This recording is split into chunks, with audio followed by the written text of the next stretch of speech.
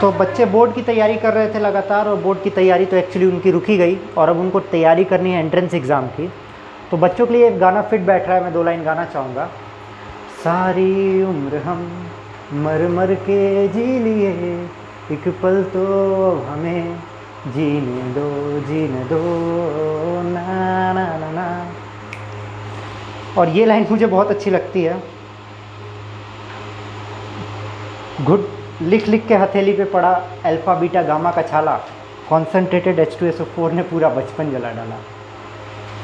तो इसी के साथ स्टार्ट करते हैं वीडियो, जो आपके लिए बहुत ही इंपॉर्टेंट है। लास्ट तक देखें और सब्सक्राइब, शेयर और लाइक करना ना भूलें।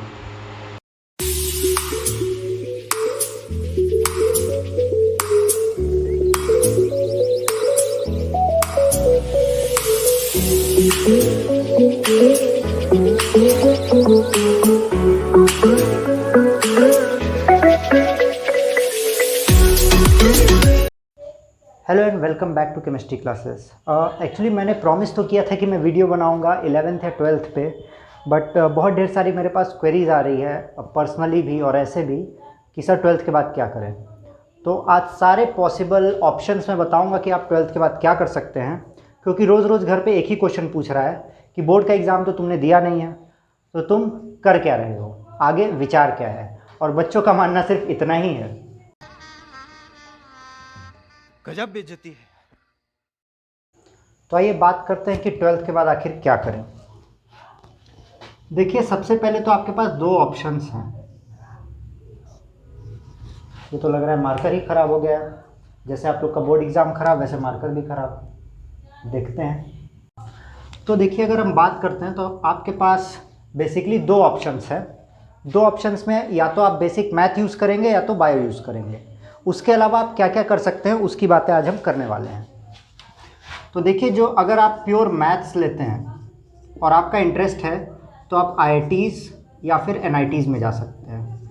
खुशखबरी वाली बात यह है कि लास्ट ईयर तक इसके लिए 75% क्राइटेरिया मिनिमम थी।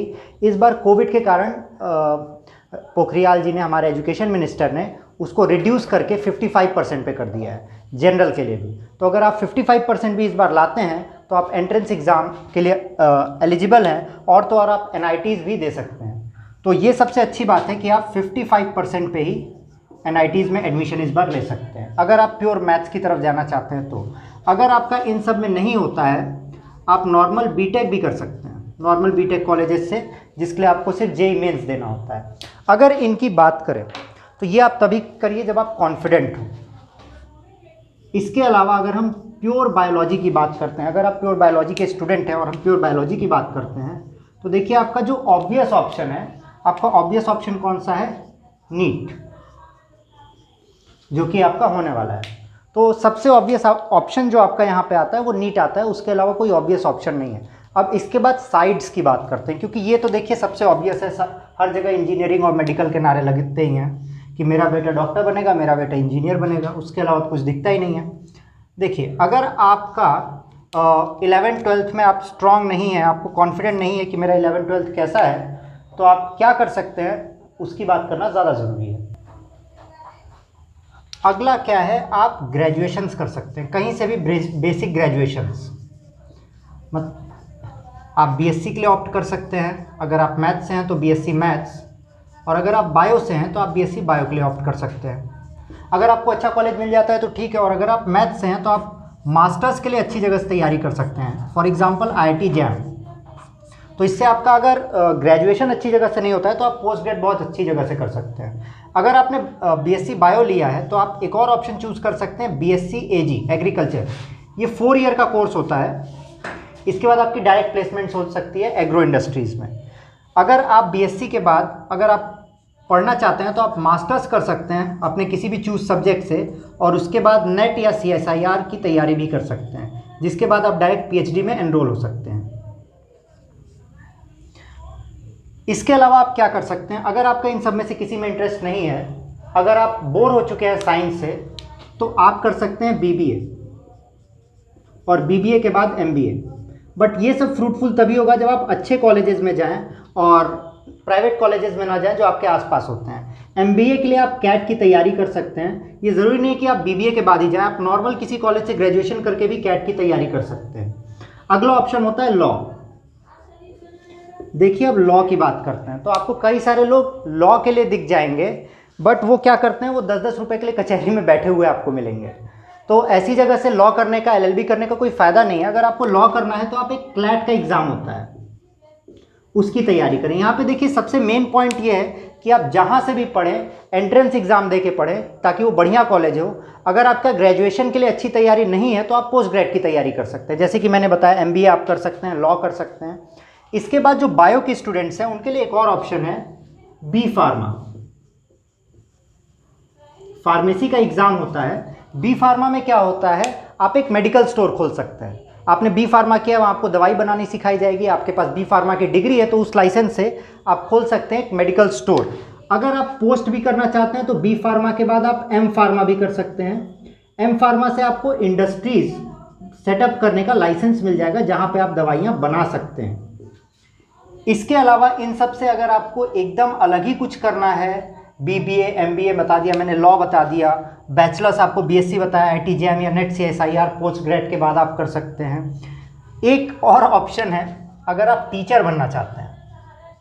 देखिए लोगों को लगता है कि teacher is a backup plan, कुछ नहीं होगा तो मैं टीचर बन जाऊंगा। एक्चुअली स्टार्टिंग में मेरी भी ऐसी ही सोच थी, फिर बाद में पता चला एक्चुअली टीचर बनना ज़्यादा मुश्किल है।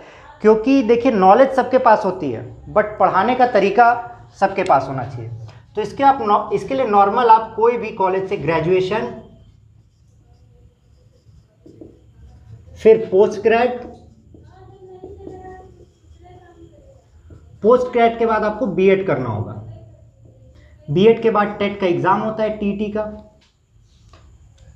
अगर आपका एंट्रेंस इन सब के अलावा सिविल सर्विसेज या फिर किसी गवर्नमेंट एग्ज़ाम में है, तो गवर्नमेंट एग्ज़ाम के लिए BSc AG का भी बहुत फ़ायदा होता है, क्योंकि कई सारे ऐसे सेक्टर्स हैं बैंकिंग सेक्टर्स और SSC में जहाँ पे BSc AG वाले स्टूडेंट्स के लिए अलग से सीट्स हैं। तो अगर आप BSc AG कर रहे हैं और आपका मास्टर्स करने का मन नहीं है तो आप ये भी कर सकते हैं। अब देखिए जैसे मैंने बात की गवर्नमेंट एग्ज़ाम्स की, तो अगर हम गवर्नमेंट एग्ज़ाम्स की बात करते हैं तो गवर्नमेंट एग्ज़ाम्स, आइए थोड़ा इधर देखते हैं। देखिए अगर हम गवर्नमेंट एग्ज़ाम्स की बात करते हैं तो आप जब भी ग्रेजुएशन कर रहे हैं तो ग्रेजुएशन के बाद बहुत ढेर सारे गवर्नमेंट एग्जाम्स के लिए आप अवेलेबल हो जाते हैं। SSC CGL होता है। देखिए 2 SSC होते हैं। CGL जो होता है वो आप ग्रेजुएशन के बाद ही दे सकते हैं। SSC CGL के बाद आप बैंकिंग सेक्टर में जा सकते हैं। कई सारे बच्चे 10+2 के बाद NDA देने की भी कोशिश करते हैं।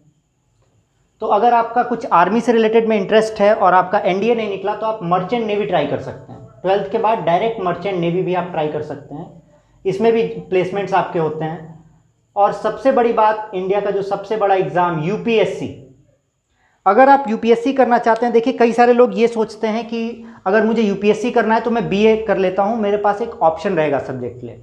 पर मेरा मानना है कि आप अपने सब्जेक्ट से भी UPSC क्रैक कर सकते हैं। फॉर एग्जांपल अगर आपने BSc किया है botany, zoology, chemistry, maths, physics, तो आप वो सब्जेक्ट भी अपने ऑप्शनल में चूज़ कर सकते हैं, क्योंकि आपका कमांड रहेगा। ऐसा कुछ नहीं है कि BA करने से UPSC निकलने के ज़्यादा चांसेस रहते हैं। ऐसा मैं इसलिए भी कहना चाहूँगा, इसको मैं बैक करता हूँ कि अगर आपने BA किया है एंड बाई चांस अगर आपका UPSC नहीं निकलता है, then you don't have anything in your hand. तो UPSC अगर आप BA करके करते हैं, बैचलर ऑफ आर्ट्स, और आपने इसीलिए किया है क्योंकि मुझे UPSC में फ़ायदा मिलेगा, तो आपके पास कोई बैकअप नहीं बचता है। और सबको पता है UPSC is one of the toughest Indian exam, so it is not easy to crack. कई सारे लोग मेहनत करते हैं, हर साल मेहनत करते हैं। अगर एक कोचिंग की बात करें तो एक कोचिंग में अगर 1000 लोग रहते हैं तो शायद उनमें से कुछ 4-5 लोगों का निकलता है। तो इसके लिए आप ज़रूरी नहीं है कि BA करें, आप अपना सब्जेक्ट भी चूज़ कर सकते हैं। तो इतने ऑप्शंस थे जो आपके लिए अवेलेबल है। कुछ और अगर आप जानना चाहते हैं तो आप कमेंट बॉक्स में ज़रूर लिख सकते हैं। आई होप मैंने सारी चीज़ें कवर कर दी थी। तो all the best, board exam cancel होने के लिए कॉन्ग्रेचुलेशंस, और आई होप आप सबका फ्यूचर ब्राइट हो। Signing off.